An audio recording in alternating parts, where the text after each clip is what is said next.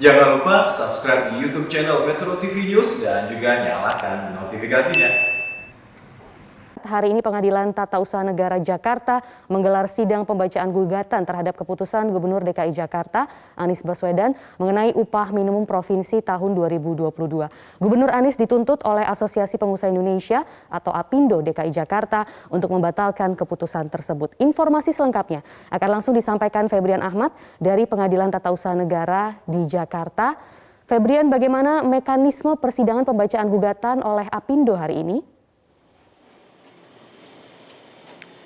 Maria, benar, untuk pembacaan gugatan oleh APindo yang menggugat dari keputusan Gubernur DKI Jakarta terkait dengan UMP tahun 2022 hari ini diagendakan dengan pembacaan gugatan di mana sistemnya ini berbeda dengan sistem peradilan pidana ataupun sistem peradilan perdata.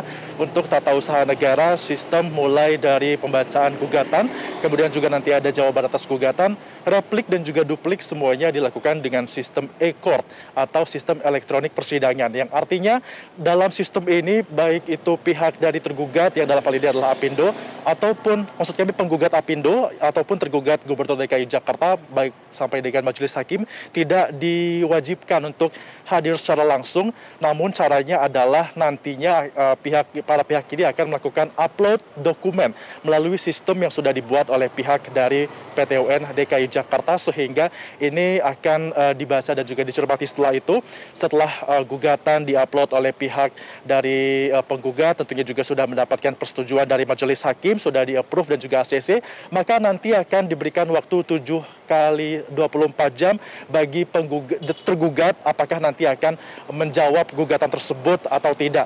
Dan setelah itu barulah nanti akan masuk ke dalam tahapan replik dan juga duplik yang seluruhnya tetap dilakukan secara e-court tanpa menghadirkan seluruh pihak secara langsung baik offline ataupun online. Sekali lagi ini berbeda dengan sistem peradilan pidana yang dilakukan di Indonesia. Baru nanti jika semua sudah rampung dokumen baik itu dari gugatan, kemudian juga jawaban atas gugatan, replik dan juga duplik, kemudian barulah nanti akan ada sidang yang akan digelar yang menghadirkan para pihak baik tergugat ataupun penggugat secara offline ataupun online, di mana nanti ini akan dimulai pada sidang pemeriksaan ataupun sidang pembuktian, yang dimana nanti dalam sidang pembuktian ini penggugat yang dalam hal ini adalah APindo diminta untuk aktif untuk membuktikan gugatannya dan juga nanti akan dihadiri langsung dari kedua pihak dan juga akan ada majelis hakim yang menilai apakah gugatan dari APindo ini terhadap Gubernur DKI Jakarta akan relevan dan juga dapat dikabulkan atau tidak.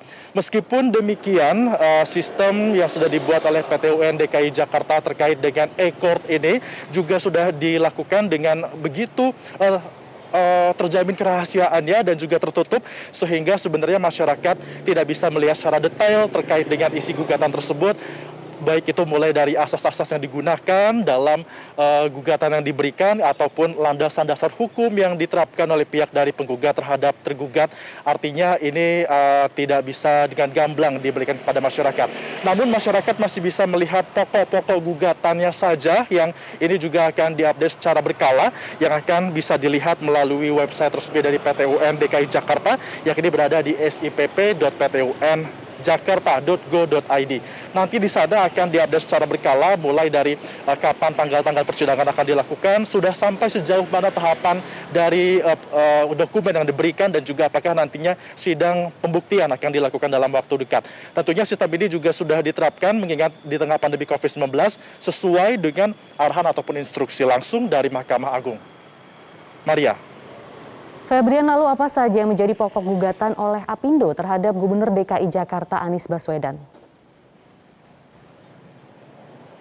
Maria, kalau kami melihat dari website resmi dari PT UN Jakarta, kami melihat ada 5 pokok gugatan yang digugat oleh APindo terhadap Gubernur DKI Jakarta yang masih berkaitan dengan UMP yang sudah disahkan oleh Gubernur DKI Jakarta.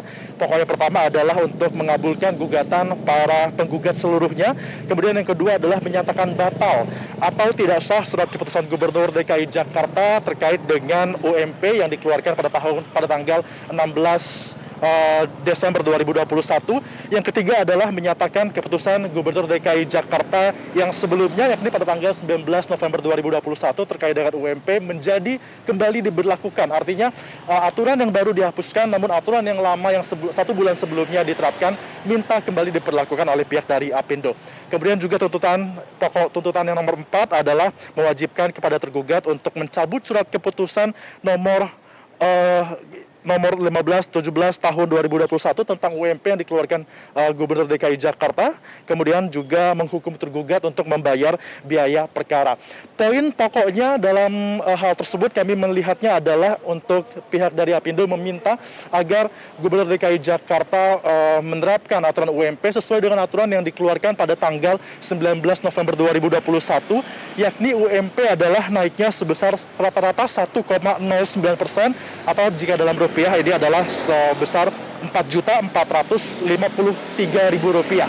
Sementara untuk yang diminta untuk dibatalkan, yakni dalam aturan keputusan Gubernur DKI Jakarta nomor 16 Desember tahun 2021, yakni adalah kenaikannya sebesar 5,1% atau jika dirupiahkan mencapai Rp4,6 juta. Ini merupakan dua perbedaan antara 4,4 juta dan juga 4,6 juta. Pihak dari Apindo keberatan dan menginginkan Gubernur DKI Jakarta memberlakukan aturan yang lama dan juga membatalkan aturan yang baru. Tentunya kita akan melihat bagaimana sistem peradilan ini akan dilakukan dan juga masih bisa menunggu, dan kemungkinan jika melihat dari sistem e-court ini, sidang pembuktian bisa dilakukan kurang lebih dalam waktu 1 bulan dari sekarang. Untuk sementara demikian, Maria, yang dapat kami informasikan langsung kepada Anda. Kembali ke studio.